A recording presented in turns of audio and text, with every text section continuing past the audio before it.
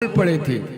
मानुष हो तो वही रस खान, बसो ब्रज गोकुल गांव के ग्वारन।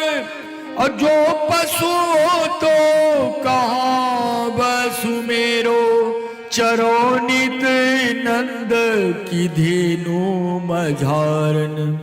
पाहन हो तो वही गिरि को, जो धरो कर छत्र पुरंदर धारन।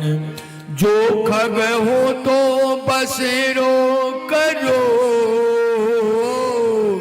मिली कालिंदी फूल कदम्ब की डारन। रसखान बोले हैं कि अगर मुझे अगला जन्म मानव का मिला तो कहीं और नहीं, इसी वृंदावन में। अगर आप मुझे मानव नहीं बना सकते, पशु बनाए तो कहीं और मत डालिए जा। जहां पर नंद बाबा की गौशाला है वहीं पर मुझे पशु के रूप में डाल दीजिएगा। अगर पशु भी नहीं बनाना चाहते, पत्थर अगर मुझे बनाना चाहते हैं तो कहीं और नहीं, उस पत्थर में जाकर मुझे जोड़िएगा। जो पत्थर को हमारे प्रभु ने कनिष्ठिका उंगली से उठाई थी। अगर पत्थर भी नहीं बना सकते, मुझे पशु पक्षी बनाना चाहते हो ना, तो कहीं और नहीं, यमुना के तट पर कदम्ब के वृक्ष की एक डार पर वही मेरा घोंसला बना देना। ऐसा है वृंदावन का महत्व। और फिर कहते उसी समय नंद बाबा यशोदा मैया सब आए और सभी लोगों ने कन्हैया के लिए उपहार दिया है। और उद्धव जी उस उपहार को लेकर आए हैं मथुरा। कन्हैया जी वहीं बैठे हुए थे सिंहासन पर, मुस्कुरा रहे थे। उद्धव जी जब आए हैं तो कन्हैया को बहुत क्रोध में बोले हैं, अरे तू यहां पर बैठा मुस्कुरा रहा है और वहां वृंदावन वासी की हालत गंभीर हो चुकी है, वो तुम्हारे बगैर रह नहीं पा रहे हैं। और जैसे उद्धव जी के मुख से ये शब्द निकला, कहते कन्हैया जी तो गदगद हो गए और तुरंत सिंहासन से उठे हैं, अपने उद्धव को हृदय से लगाए। अभी तक उद्धव को हृदय से नहीं लगाए थे, क्योंकि उद्धव जी को तो ज्ञान का अभिमान हो चुका था। कन्हैया जी विचार किए, आज मेरा उद्धव प्रेम रूपी नदी में स्नान करके आ रहा है। क्योंकि भगवान प्रेमियों को मिलते हैं, ज्ञानियों को नहीं, ज्ञानियों को नहीं। और वृंदावन वासी तो सब प्रेम के एकदम नदी में स्नान किए हुए, नहाए हुए, बड़ा आनंद। इधर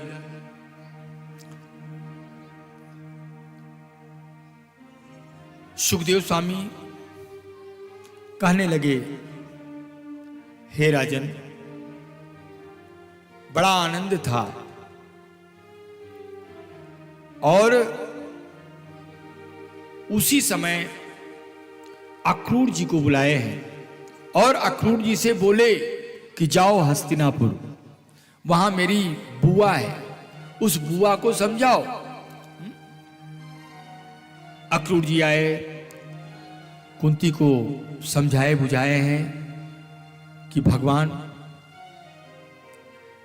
आपकी सूचना को पाने के लिए मुझे भेजे हैं और आप चिंता मत करिए, सब ठीक हो जाएगा। और इस प्रकार सुखदेव स्वामी परीक्षित जी को सुनाकर 10वें स्कंद का पूर्वार्ध यहीं पर विश्राम करते हैं। कायेन वाचा मनसेन्द्रिये वा, बुद्ध्यात्मना वा प्रकृते स्वभावात्, करोमि यत् यत् सकलं परस्मै, नारायणायेति समर्पयामि। बोलिए वृंदावन बिहारी लाल की जय हो। 10वें स्कंद का उत्तरार्ध।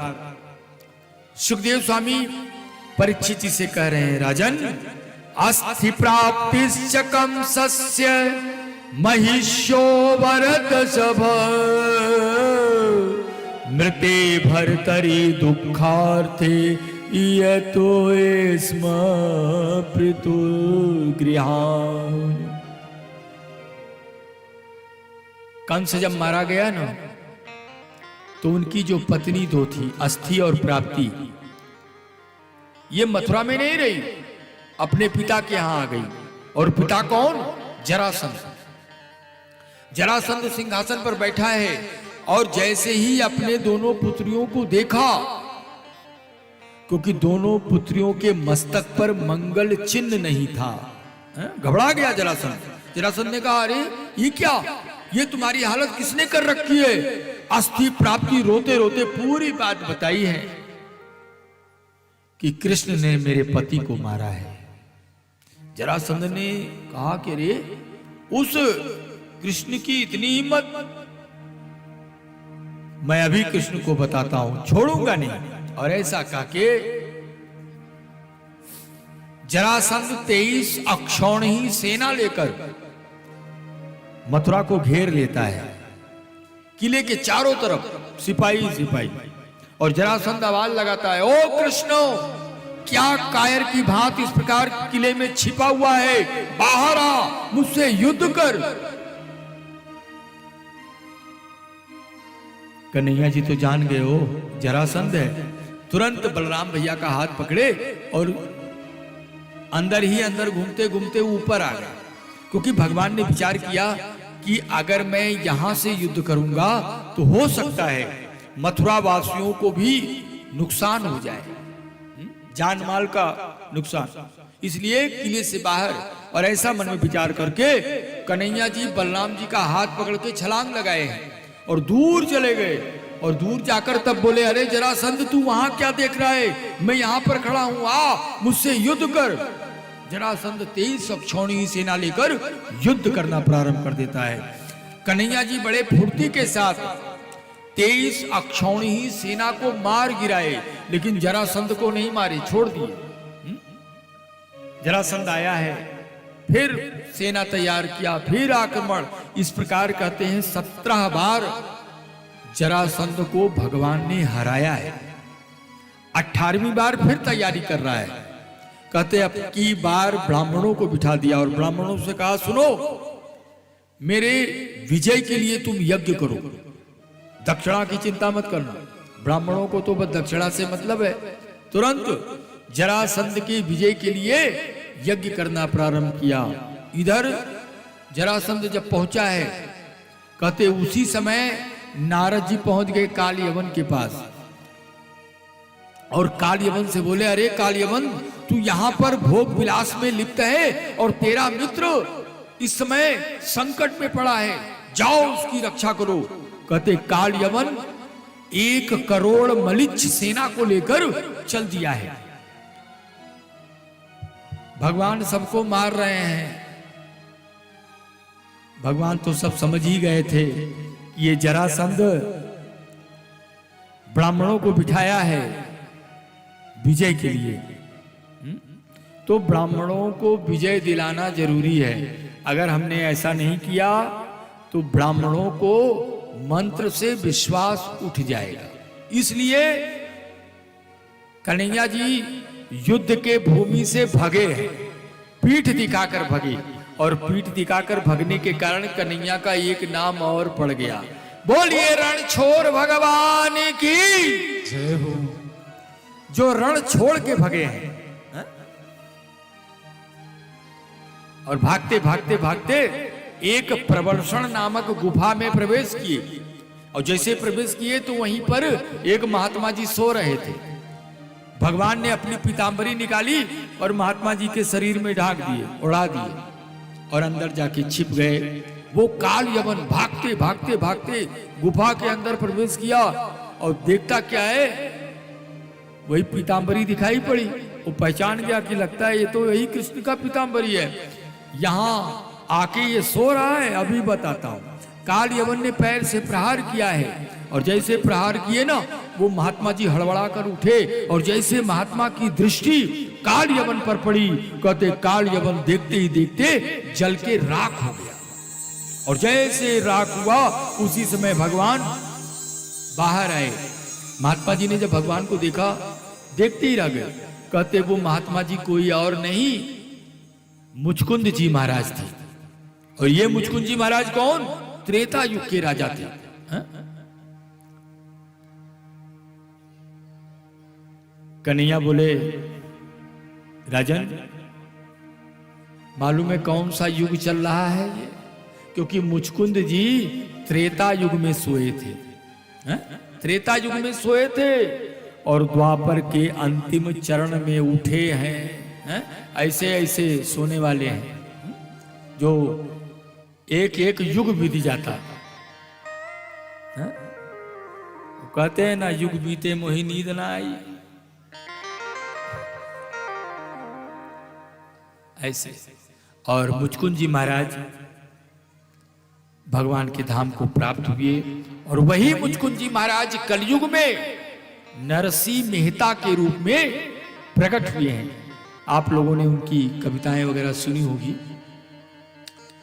इधर भगवान उस प्रवर्षण गुफा के अंदर घूमते घूमते ऊपर पहुंच रहे हैं। जरासंध ने अपने सिपाहियों से कहा कि कृष्ण बलराम इसी गुफा के अंदर है, इस गुफा के चारों तरफ आग लगा दो और उसी आग में जल जाएंगे दोनों। कहते सिपाहियों ने आग लगा दी। वो आग धू धू धू धू करकट जलने लगा और भगवान अंदर ही अंदर ऊपर चढ़ गए, सबसे ऊपर। और चढ़े हैं, जब देखा है पश्चिम दिशा की तरफ समुद्र लहरा रही थी। भगवान ने विचार किया, इसी समुद्र के मध्य में अगर एक भवन बन जाए, महल बन जाए, और ऐसा महल बने जो चारों तरफ से सुरक्षित रहे। उसी समय कन्हैया जी विश्वकर्मा का आवाहन किए हैं। विश्वकर्मा जी प्रकट हुए। विश्वकर्मा जी ने कहा, प्रभु आदेश, मैं क्या सेवा करूं? भगवान विश्वकर्मा से बोले, हे विश्वकर्मा, तुम मेरे लिए ऐसा महल तैयार करो जो चारों तरफ से सुरक्षित रहे। विश्वकर्मा जी ने कहा ठीक है। और विश्वकर्मा जी ने तुरंत महल निर्माण किया है, सोने का महल, जिसका 4 द्वार था। 4 द्वार, इसलिए उस महल का नाम पड़ गया द्वारका। द्वारका। और वो द्वारका की जो लंबाई चौड़ाई है ना, मालूम है 48 कोस। 48 कोस में वो द्वारिका पूरी थी, पूरा सोने का था। संत लोग कहते हैं कि जिस देश के नाम के अंतिम में का अक्षर आ जाए, का, वो बड़ा धनाढ्य होता है। अभी था ना द्वारका। द्वारका तो पूरे सोने की नगरी थी। लंका, लंका भी सोने की थी। अमेरिका देश का सबसे बड़ा समृद्ध राष्ट्र जो है, अफ्रीका, अफ्रीका में तो सोने की खान है। ऐसा संतों का मत है। और फिर वो तैयार हो गया और उसी समय भगवान श्री कृष्ण बलराम भैया का हाथ पकड़े हैं और छलांग लगा दिए। जैसे छलांग लगाए ना, कन्हैया का एक नाम और पड़ गया। बोलिए द्वारकाधीश भगवान की जय हो। भगवान द्वारकाधीश हो गए। भगवान ने विचार किया, मैं तो यहां आ गया हूं और मथुरा में जितने लोग हैं सब संकट में हैं, तो उन लोगों को भी बुला लें। कहते योग निद्रा के माध्यम से समस्त मथुरा वासियों को द्वारकापुरी बुला। अब जिसका इंतजार, वो इंतजार की घड़ी अब समाप्त होने जा रही, घड़ी अब समाप्त होने जा रही है। सुखदेव स्वामी विदर्भ देश के राजा, जिनका नाम भीष्मक है, इनके 5 इसका नाम सुन रखे थे। भीष्मक चाहते थे कि मैं अपनी कन्या का विवाह द्वारकाधीश के ही साथ करूं। और रुक्मिणी मैया भी चाहती थी द्वारकाधीश को। द्वारकाधीश का जो छवि थी वो अपने हृदय में बसा चुकी थी। और ये बात जब रुक्मणी मैया के भाई को पता चला, रुक्म को, रुक्म नहीं चाहता था कि मैं अपनी बहन का विवाह द्वारकाधीश के साथ करूं, वो तो चाहता था कि मैं शिशुपाल के साथ करूं। रुक्म ने मना कर दिया, नहीं, मैं अपने बहन का विवाह शिशुपाल के साथ करूंगा। और उसी समय रुक्म ने एक पत्र लिखा है शिशुपाल के नाम। वो दम घोष पुत्र था वो शिशुपाल। उस पत्र में लिखा था, शिशुपाल पढ़ रहा था, ए शिशुपाल, मैं अपनी बहन का विवाह तुम्हारे साथ करने जा रहा हूं और तुम बारात लेके परसों के दिन आ जाना, परसों के दिन आ जाना। इधर शिशुपाल जब पत्र पढ़ा है ना, शिशुपाल प्रसन्न हो गया है? इतना प्रसन्न हो गया, शिशुपाल ने विचार किया कि परसों कौन देखा है, चलो आज ही चलते हैं बारात लेकर। और शिशुपाल तुरंत बारात लेकर तुरंत चल दिया। बारात आ गई विदर्भ देश। रुक्मणी मैया को जब पता चला ना, रुक्मणी मैया तो घबरा गई, अब क्या होगा। कहते हैं रुक्मणी मैया तो द्वारकाधीश को चाहती थी ना, इसलिए द्वारकाधीश को 7 श्लोकों में एक पत्र लिखती है। पत्र लिखी है, पत्र तैयार हुई और रुक्मणी मैया एक ब्राह्मण को बुलाई है। ब्राह्मण देवता आए, रुक्मणी मैया के चरणों में प्रणाम किए, बोले मां क्या बात है। रुक्मणी मैया बोल पड़ी कि हे ब्राह्मण देवता, ये मैं पत्र लिखी हूं, इस पत्र को तुम द्वारकाधीश तक पहुंचा दो और द्वारकाधीश से कहना कि पत्र पढ़ते ही आप विलंब विदर्भ देश आ जाएं, और अगर थोड़ा सा भी विलंब हुआ तो मैं उनको मिलूंगी नहीं, प्राण त्याग दूंगी। ब्राह्मण देवता तुरंत चल दिए हैं, आ गए विदर्भ देश रातों रात, और सीधे भगवान के अंतःपुर में प्रवेश कर गए, क्योंकि भगवान ब्राह्मणों के लिए कोई रोक टोक नहीं किए थे। ब्राह्मण जब चाहे भगवान के पास आ जा सकते थे। ब्राह्मण देवता आया, द्वारकाधीश ने जब देखा ब्राह्मण की बड़ी आओ भगत की है, सिंहासन पर बिठाए और बोले ब्राह्मण देवता इतनी रात गए, क्या बात है।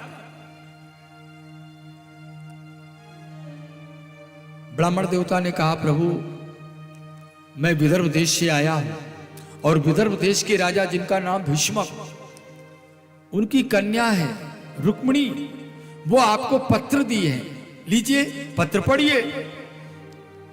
द्वारकाधीश मुस्कुराने लगे और मुस्कुराते बोले अरे ब्राह्मण देवता, मैं कभी भी ब्राह्मणों से कोई चीज छिपाता नहीं हूं, ऐसा करो पत्र को तुम ही पढ़कर मुझे सुनाओ। ब्राह्मण देवता ने कहा मैं कैसे पढ़ूं, अब इसमें क्या लिखा है, नहीं नहीं आप ही पढ़िए। द्वारकाधीश ने कहा नहीं, पत्र तो तुम ही को ही पढ़ना पड़ेगा, क्योंकि मैं कभी किसी से छुपाता नहीं हूं, मेरी तो किताब हमेशा खुली रहती है। पढ़ो।